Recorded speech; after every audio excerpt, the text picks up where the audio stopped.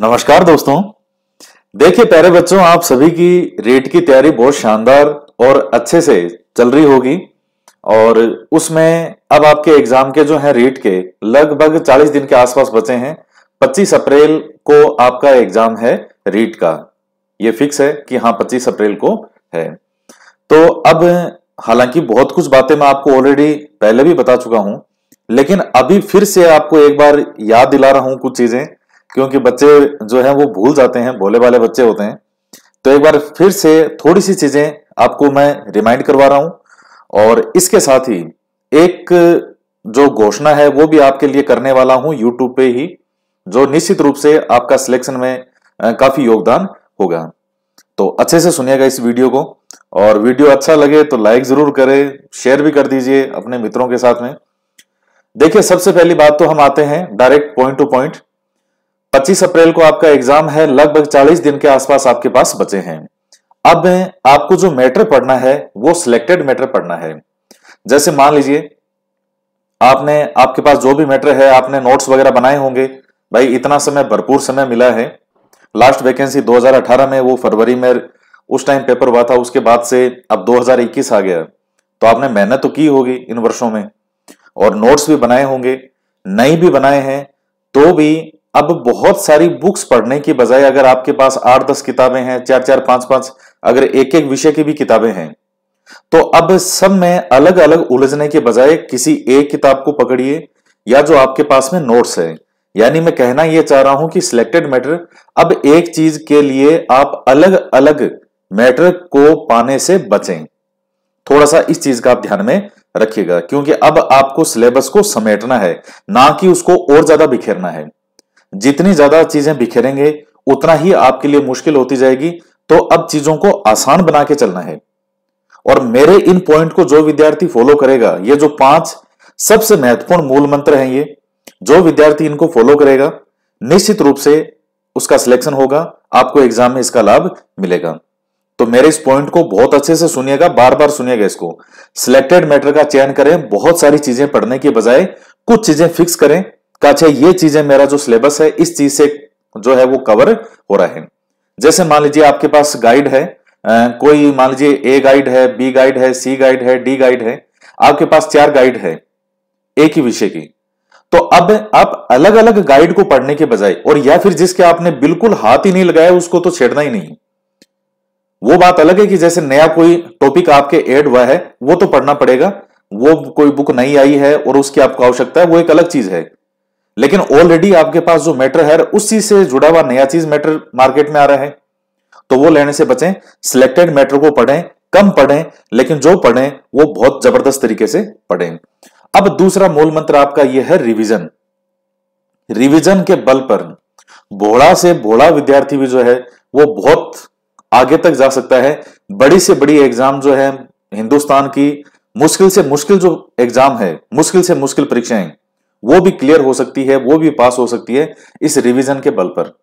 आप ज्यादा से ज्यादा रिवीजन का प्रयास करें। कई विद्यार्थी कहते हैं सर आप रिवीजन कैसे करें, मतलब एक दिन के अंदर रिपीट करें, 7 दिन में करें, 15 दिन में करें। देखिए मेरा यह मानना है कि सही मायने में रिवीजन ये है कि आपके दिमाग में वो चीजें चलती रहनी चाहिए। कोई दिनों के हिसाब से वो रिवीजन तब होते हैं जब शुरू में 1 साल पढ़ा हो, 1.5 साल, लगभग 6 मंथ के आसपास समय बचा हो, तो तब यह है कि 7 दिन बाद में आप रिवाइज करो दोबारा, 15 दिन बाद रिवाइज करो। अब यह समय है कि आपके दिमाग में 24 घंटा चलना वही चाहिए जो आपने पढ़ा है, और आपके सिलेबस को समेटने का आप प्रयास करें। और जो आपने सिलेक्टेड मैटर पढ़ा है उसका आप बार बार रिवीजन करें। जितनी बार रिवीजन करेंगे और याद नहीं हो रहा, आपको वो चीज रिमाइंड नहीं हो रही है, तो उसको बोल बोल के याद करो, बोल बोल के पढ़ो। जहां चीज भूल रहे हो फिर से उस बुक को, जहां से आपका मैटर है उसको खोलो और फिर से उसको पढ़ो। यह चीज आपको एग्जाम में कितना फायदा दिलाएगी, ये जिस दिन आप एग्जाम दे के आएंगे उस दिन आपको फील होगा। इसके बाद में आता है प्रैक्टिस पेपर के तौर पर बात करें तो जो पिछले वर्षों के पेपर होते हैं वो सबसे बेस्ट की होता है। ये मैं आपको इतने वर्षों से, जब से मैंने यूट्यूब चैनल बनाया है तब से मैं यहां ऑनलाइन और ऑफलाइन तो बहुत पहले से कह रहा हूं, ऑनलाइन मैं जब से यूट्यूब पे आया हूं मैं तब से कह रहा हूं कि पिछले वर्षों के पेपर जो होते हैं वो जो है की होती है, यानी चाबी होती है अगले पेपर को पास करवाने की। तो वो लॉक को खोलने की चाबी है प्रीवियस पेपर, जो पिछले वर्षों के प्रश्न पत्र वगैरह होते हैं, तो उनको आप प्रैक्टिस के तौर पर जो है वो सोल्व करते रहें। इसके बाद में मैं कह रहा हूं नई पुस्तकों और नए नोट से बचें। अभी जो ये व्हाट्सएप पे, फेसबुक पे सबसे ज्यादा मैटर शेयर किया जा रहा है, यानी सबसे ज्यादा शेयरिंग चीजें इस समय हो रही है। सारे दिन किसी के नोट शेयर हो रहे हैं, किसी का नाम लिख के, भले ही उसके हो ही ना तो भी किसी का नाम लिख देंगे और कह देखो इस कोचिंग के नोट्स पढ़िए, क्या शानदार नोट्स हैं। आप फिर से उन चीजों में फंस जाओगे और वो सच में किसी के हैं या नहीं है ये भी आपको नहीं पता, उनमें कितनी गलतियां हैं ये भी आपको नहीं पता। वो मारवाड़ी में एक कहावत है कि दूसरे की जो थाली होती है उसमें घी जो है वो हमेशा ही ज्यादा लगता है। तो दूसरे की थाली जो है उसमें घी हमेशा ज्यादा लगता है। आपके पास जो बेहतरीन मटेरियल है जो है उसको छोड़ करके, और हमेशा आपको यही लगेगा दूसरे के पास तो पता नहीं क्या ही है। और यही कारण होता है कि एग्जाम के अंदर भी अगर आपके पास में बैठा विद्यार्थी गोले काले बड़े ही आत्मविश्वास के साथ कर रहा है, चाहे वो सब के सब गलत भर रहा हो, उसको तो 150 गोले काले करने हैं, उसको देख करके आपको लगता है वाह वाह इसने अच्छा ये लगा रहा है, मैं भी ये करूंगा, तो वहां आपको यही लगता है कि इसको ज्यादा आता है। तो ये स्थिति यहां पर है। तो नई पुस्तकों से, अब जैसे मान लीजिए कोई टॉपिक आपके नया ऐड हुआ है, वो एक अलग चीज है कि वो अगर आपके पास में आपको उपलब्ध नहीं हो रहा है और मार्केट में कोई बुक वगैरह में आ रहा है तो उसको ले लो। लेकिन अब जैसे मान लीजिए मैं बात करूं राजस्थान की, आपके पास राजस्थान का इतिहास, कला, संस्कृति, ज्योग्राफी, इनकी ऑलरेडी किताबें आप पढ़ रहे हैं, 2-4 साल से किताबें आपके पास में है, मैटर फिक्स है वो। अब आप बिल्कुल उसके लिए भी नए गाइड, आप कोई इस टाइम आप कोई कहे, जैसे मान लीजिए राजस्थान का इतिहास है, अब कोई इस टाइम आपको ये कहते हैं कि साहब गोपीनाथ शर्मा जी की किताब लाके पढ़ो राजस्थान के इतिहास के लिए, शर्मा व्यास की पढ़ो, इस टाइम बुरी तरह मारे जाओगे। ऐसी गलतियां आप मत कर लेना। अब जैसे मान लीजिए राजस्थान का इतिहास और आर्ट कल्चर वगैरह है, जो ये राजस्थान की ज्योग्राफी वगैरह है, तो इनके लिए कोई भी एक गाइड जो आपके पास में ऑलरेडी है, देखिए मार्केट में बहुत गाइड आती है, लगभग सब एक जैसी है, 19-20 का अंतर है। तो अगर आपके पास ऑलरेडी गाइड है तो उसी को पढ़ें बार बार, बजाय इनके अंदर नई गाइड खरीदने के। और अब अलग अलग विषयों की ऑथेंटिक किताबें लाने से बचें। अब जैसे मान लीजिए बाल विकास है, अब मैंने आपको पहले कितनी ऑथेंटिक किताबें बताई है, मैं जब भी पहले कई बार मैंने वीडियो बनाए हैं खूब आपको बताया है, लेकिन अब मैं इस टाइम आपको नहीं कहूंगा, भले ही आपने आज तक नहीं भी पढ़ी कोई भी किताब, कोई ऑथेंटिक किताब आपने नहीं पढ़ी, तो अब मैं आपको नहीं कहूंगा कि मार्केट से कोई नई किताब लेके आ जाना। ऑथेंटिक किताबें पढ़ने का तो अब समय नहीं है, वो हजार पेज की किताबें नहीं हो पाएगी। आपके पास में कोई गाइड है मार्केट से, अब उसको बार बार रिपीट करो, अब उसी का रिवीजन करो, और नोट्स आपने बना रखे हैं तो फिर तो उससे अच्छा और क्या हो सकता है। तो मैं जो कहना चाह रहा हूं उस चीज को समझिएगा, जो मैटर आपके पास में ऑलरेडी है तो उस चीज का नया मैटर आपको लाने की आवश्यकता नहीं है। और नए नोट्स वगैरह ये सारे दिन वायरल होते हैं, यहां शॉप वगैरह पे, दुकानों पे सब कोचिंग संस्थान के नोट्स मिलते हैं, विद्यार्थी ला ला के इकट्ठे करते हैं, ढेरी पर ढेरी लगती रहती है वो, और उसको ये भी नहीं पता कि वो नोट्स वेरीफाई भी किए हुए हैं कि नहीं किए हुए, कितनी गलतियां भी होती है नोट्स में, तो वो एज इट इज वैसे ही पढ़ते हैं वो। और लास्ट पॉइंट जो है वो है सही दिनचर्या। ये बहुत महत्वपूर्ण बिंदु है। अगर आपने अभी ऐसा करना शुरू कर दिया कि आप एक दिन तो पढ़े 18 घंटा, अब जैसे आज ये वीडियो आपने देखा और आपने भयंकर जोश आया कि आज तो हम दीवार को चीरते हुए चले जाएंगे, इतना भयंकर जोश, अब आज तो आप पढ़ दिए 16 घंटा, अगले 2 दिन आप सोते रहे। तो मनुष्य का शरीर है, इसकी एक सीमाएं होती है कि भाई आप कम से कम 10 से 12, 13, 14 घंटे तक अपना एवरेज पढ़ाई का एक रेशो रखो, आराम से 6-7 घंटे की अच्छी खासी नींद लो, और दिमाग को हेल्दी रखो।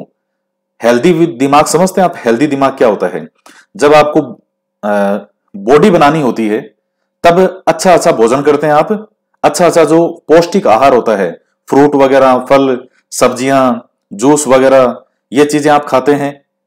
और जब दिमाग को हेल्दी कैसे रखेंगे? अच्छे थॉट, अच्छे विचार। जब दिमाग के अंदर ही, जब पूरे शरीर को ये दिमाग चला रहा है, इसी में जब गड़बड़ हो गई तो फिर सारा खेल खराब हो जाएगा। तो दिमाग को जो है वो शांत रखें, हेल्दी दिमाग रखें, सोशल मीडिया पे बचें। ये व्हाट्सएप, जो फेसबुक वगैरह पे, चीज बुरी नहीं होती, चीज का प्रयोग बुरा होता है। जैसे एक चाकू होता है, उसी चाकू से घर के अंदर क्या करती है? सब्जियां कटती है, उसी चाकू से, इसी तरह के चाकू से, हथियार से डॉक्टर जो है वो क्या करता है, किसी का इलाज करता है, कोई जो है उसकी सर्जरी करता है, और उसी चाकू से एक हत्यारा किसी की हत्या भी करता है। चीज एक ही है, चाकू। कोई किसी की हत्या कर रहा है, कोई किसी की जान बचा रहा है, और कोई घर के अंदर सब्जियां काटने में काम में ले रहा है। चीज का प्रयोग हम कैसे कर रहे हैं? व्हाट्सएप, फेसबुक वगैरह, ये सोशल मीडिया का आप एक न्यूनतम स्तर पे प्रयोग करें, कोई समस्या नहीं है, लेकिन आप इसके जाल में फंस गए। हर 5 मिनट के अंदर आपको व्हाट्सएप का अपडेट देखना होता है, तो समझिए आप फंस गए इसमें। और सारे दिन ये इधर उधर की शेयरिंग वगैरह। और लास्ट टाइम में आपको जो इस टाइम की मैं चीजें बता रहा हूं, ये समझ लीजिए आपके रामबाण चीजें हैं। दूसरा, ज्यादा से ज्यादा अपने को शांत रखने का प्रयास करें, अच्छे थॉट सोचें, थोड़ा बोले कम। कईयों की आदत होती है बहुत ज्यादा बोलते हैं वो। इस समय आपको शांत रहने की आवश्यकता है। ज्यादा, जितना ज्यादा बोलेंगे एनर्जी खर्च होगी। भाई बोलोगे तो एनर्जी तो खर्च होगी आपकी, तो वो एनर्जी आप पढ़ने में लगाओ। और बोलना ही है तो किताबों से संबंधित बोलो। आप क्या हिस्ट्री, राजस्थान का इतिहास है, राणा कुंभा, बोलो कितना याद है आपको, सुनाओ, आपके दोस्त को सुनाओ, क्या देख मैं सुनाता हूं राणा कुंभा के बारे में, राणा सांगा के बारे में, ले मैं सुनाता हूं सारा। वहां एनर्जी खर्च करो, ऐसा फालतू की बातों में नहीं। जैसे ये जो होती है ना फालतू की बातें, गॉसिप, और क्या चल रहा है यार, वो सरकार क्या कर रही है आजकल, वो तो ये करे, ये कोई निरर्थक बातें हैं। जिस दिन एग्जाम हॉल में एग्जाम में बैठने जाओगे, वो 2-2.5 घंटे का जो समय होगा, उस वक्त आप फील करके देखिएगा, उस वक्त आपके कौन सी चीज काम आएगी। उस वक्त जो लग रहा है आपकी चीज की वहां कौन सी चीज काम नहीं आएगी, उस चीज को अभी से सबको साइड में कर दीजिए आप। फालतू बातें करना, गॉसिप करना, इधर उधर टाइम पास करना बहुत आसान होता है। और आपके पास अभी भरपूर आपको समय मिलेगा जीवन भर में। एक बार नौकरी लग गई तो फिर आराम से बैठ के बस बैठे रहिए, फिर यही काम करे सारे दिन बैठ के कीजिएगा बातें, दोस्तों के साथ आराम से गॉसिप करें खूब।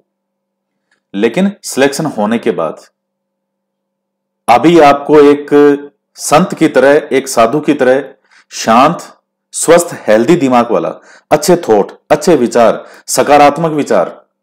आपको लगता है कि इन चीजों का क्या फर्क पड़ता है, इन चीजों से तो दुनिया बदल गई है, फर्क बहुत पड़ते हैं। ये चीजें दिखती नहीं है बाहर से, लेकिन आपका जीवन बदल के रख देगी। तो ये तो थी कुछ महत्वपूर्ण बातें। इसके अलावा मैं जो कह रहा था कि एक महत्वपूर्ण घोषणा से संबंधित जो करने वाला था, मैं ये चाह रहा था और ये सोच रहा था कि आपके लिए यूट्यूब पे जैसे जो भी इंपॉर्टेंट मुझे लगते हैं बिंदु, जो भी इंपॉर्टेंट टॉपिक मुझे लगते हैं, उनका फास्ट रिवीजन जैसे होता है। और चूंकि मैं जो पॉइंट अगर उसमें बताऊंगा तो वही बताऊंगा जो पूरी तरह से आपके एग्जाम के अकॉर्डिंग है और जहां से एग्जामिनर पेपर बनाता है। तो 10 से 15 मिनट के बीच में एक लगभग एवरेज रेशो का जो है टाइम का रहेगा। और उसमें कोई भी टॉपिक, जैसे आपकी रीट एसएसटी की 13 यूनिट है, उसमें 1-2 जो टॉपिक नए भी जुड़े हैं वो हो गए, या कोई भी टॉपिक मुझे आपका महत्वपूर्ण लग रहा है।